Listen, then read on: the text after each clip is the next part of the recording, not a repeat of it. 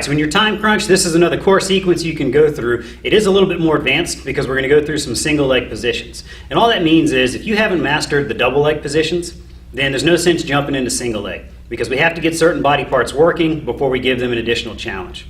Now what we're going to do is go ahead and have you down on the ground, on your back, and we're going to start with, I'll use a foam roller, but you're welcome to use whatever you want. All I need is a spacer in between the knees. So I just stick my foam roller here, then I squeeze in, hold it for a 2 count, and then release. Squeeze in for a 2 count, and then release. So I'm going to go ahead and go through 20 repetitions of that.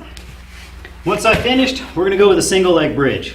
So in your single leg bridge, bring one leg back. What you're trying to do is bring the leg as close to the torso as possible. Once I have that position, I'm simply going to raise up into the single leg bridge and back down.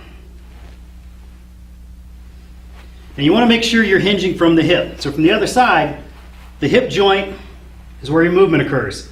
What we don't want is any kind of change in your low back position. So I'm not going to round my back and peel my way up. And I don't want to overarch the back. I should stay nice and neutral, no movement at the lower spine, and simply hinge up through the hip and then back down. Hinge up through the hip and then back down. You want to go ahead and do 15 to 20 reps on each side. From there, we're going to go into a push-up position and do a version of the mountain climber.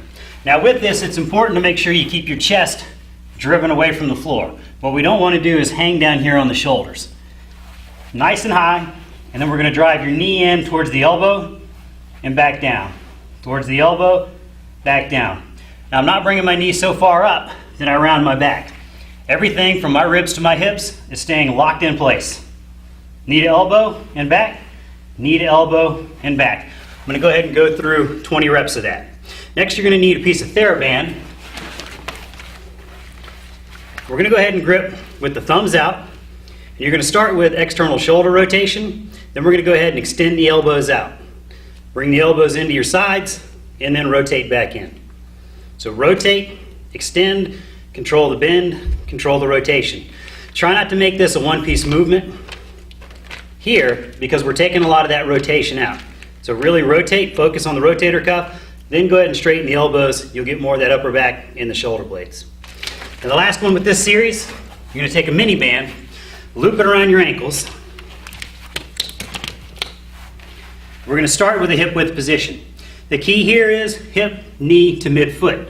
What we don't want are your knees buckling inside the width of your feet.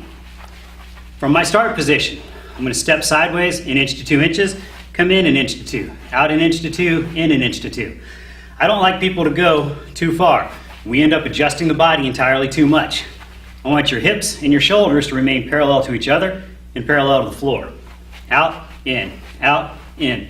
Once you go 10 steps one way and you come back 10, then we're going to go up on the toes and you're going to walk forward for 10 steps. And then you're going to walk back for 10 steps. And then go ahead and go right back into that again. 10 one way, come back 10, up on the toes, walk forward for 10, and then walk back for 10. Now you should feel this high in the hips, up in the glutes. What you don't want is a lot of sensation down the side of your leg. If you're feeling that, we need to go back and look at the exercise, refocus on higher into the hips. So you're going to go ahead and go through that circuit about 3 times. My name's Kevin Purvis. Keep that core strong.